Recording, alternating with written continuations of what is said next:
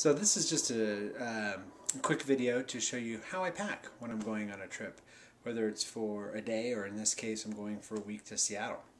I'll show you here I want to show you the system I use for my clothes to pack them and keep them more or less wrinkle free, and to keep my bow ties nice and clean and flat.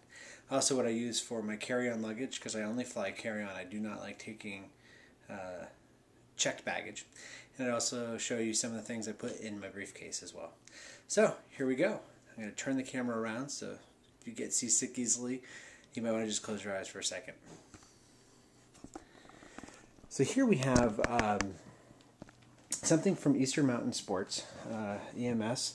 It's a some sort of, well, first of all, I do the folding of the shirts, lay them all out. I've been told that I need to button them first, and then I do this type of fold, lay them flat so that they all stack right up. This trip, it's a 5-day trip. I am doing video. I need more costumes, so I've got a few more than normal. And you'll also notice that underneath here, I put my bow ties, so that I can have flat bow ties all ready for the trip. You put this on it, and then you flip the two ends like that and the two ends like that, and it folds together in a nice way for if you go through security or something, you have to pull it out. You can pull it out without ruining a lot of your clothes. The other thing I love is this carry-on piece right here from LL Bean. I'll put a link on the blog. I happen to be a fan of LL Bean, not just because I live in Maine, but this job right here fits as a carry-on. If you wanted to do checked baggage, it has a special zipper here to expand it quite a bit, right up. You can add a couple more inches to your package if you needed to. I generally don't. A lot of people like a lot of pockets in their suitcases. I tend to like them, but I never use them. Now, it has a pocket here for easy access. It has a pocket up here. I used to keep my coffee scoop in there so that I could always have the right coffee scoop size. This folds into two separate compartments, and you'll notice that there are some socks in there that I've already packed. There are also netted places here so that you can open just half of it without everything falling out. I tend to put my socks right into this crevice here. Socks and underwear go in there to fill that up, and then the whole shirt piece gets picked up and put right on top of that. That and my toiletry bag usually fills one half.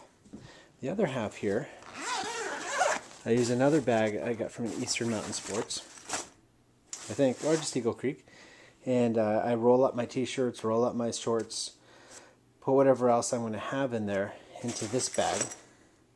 I also use a small bag that I got from one of these trips, excuse the jiggling there, here, to carry a pair of shoes in. So I either wear my sneakers and put my dress shoes in this, or wear my dress shoes because they're usually loafers and easier to take off in airport security.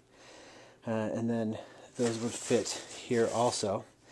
And then finally, we'll move over to the other side of the bed. I always take some stuff to sell. You never know when you're going to have an opportunity if you have a book or a CD. So here you'll see invoices.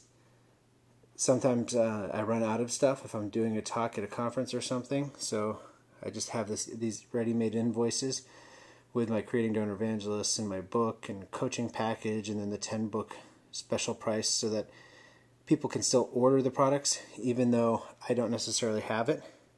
I also, that way they get the special conference rate. I also have this 4 ways to pay, so that I don't have to man the table. I usually at this point I'm traveling by myself. So I let people know how they can pay if they want to do that, if they just pick up one of these. I like to carry some CDs with me, although most of my audio is now digital downloads, so that's always nice to have. I think it looks good on the table. I usually carry at least 10 books. And then sometimes I have something like my workbook for the Ask Without Fear live program, in case people want a day training. They can see the kind of things that they'll learn in the day. And that sort of thing. So that's good. I always have my cell phone with me. And recently I've started taking, thanks to Peter Shankman and Haro.com, my iPad. I love having this.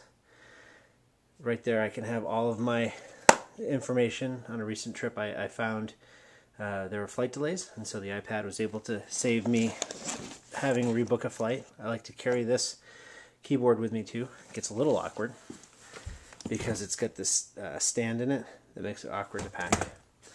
Carry all my cords in here, and just a little Vio bag. I got it when I had a laptop. Well, my laptop sleeve is Vio, even though my laptop is on Windows. And here, I always keep a cord for my phone charger, an iPod, iPad charger and cord, the handy Belkin 5-way plug, 2 USB ports, 3 3-prong plugs, and this is the plug with a cover right here. So just pull that off, plug it into your airport plug, and you've got a whole bunch of plugs for you or your friends. Usually try to carry a cord for my phone to be able to connect to my computer. And then in this zipper pouch here, there is a zipper pouch here. I either carry headphones or a handless remote. So you can see this is for my phone, hands-free remote, and the earbuds right there. And looking through the bag more, I carry my power cord, usually just in like this. Try to keep my computer always in a sleeve but easily accessible because you have to pull it out at airport security. Then I try to take a pad of paper. You never can be without a good legal pad of paper. And a book. My friend John Swanson said I had to read the book Switch, so I'm bringing that to this trip. And that, I try to keep it. The front here, I do have, this is another L.L. Bean briefcase. It has served me very well over the years. I have a whole bunch of stuff in here. I try to have some Imodium in case something undue happens during the trip. I try to have some Advil in there. I always carry a USB drive, flash drive. I put all my PowerPoint slides, if I'm giving a talk, onto this, as well as onto my laptop, onto my laptop here, as well as onto, I always email it to myself through Gmail, so that I'll have 3 different ways I could get copies of it. I tend to keep my headphones, checkbooks, and a foldable hairbrush in this part of the briefcase. You never know when these things will come in handy. And they just fold. This one just folds right up. It's got a little mirror. Always keep some Via, I guess. I don't know what it's called. What is it? Via. A little Starbucks coffee and some pens.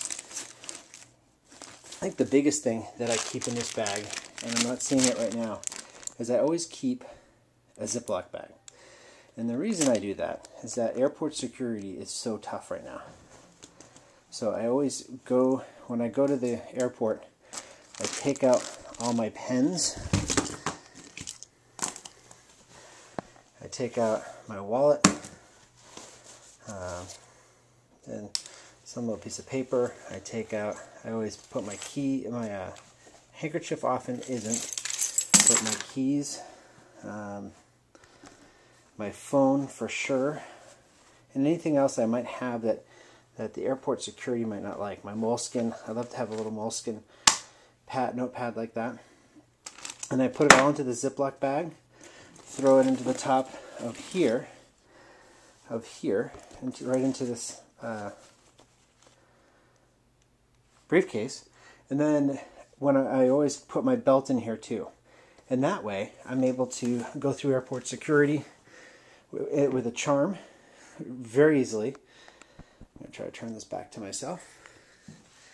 That way I can always go through airport security without any problem. I slip off my shoes, stick my laptop in the tray. All my other computer stuff is right in my briefcase. Everything else can be seen through, including the iPad, so they don't need it to be on the tray. And then I like to also put my sport coat. I usually travel with my L.L. Bean sport coat that has a lot of different pockets for things, and it's very hard to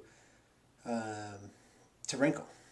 I usually fold it in half and put it up in this overhead storage in a way that doesn't allow it to get wrinkled also. So that's how I travel. And with that, I can have a briefcase, my carry-on, my sport coat. Even in this heat right now, it's close to 90 degrees in Maine. Who would have thought? And so that's how I make it so I can go travel and I can get through without having to wait for carry-ons or transfers at different stations. Hope that's helpful. I'll put all these links right on the blog so that you can go see the stuff yourself. And I'd love to hear in your comments in the blog post what you'd like to use and what you'd like to travel with.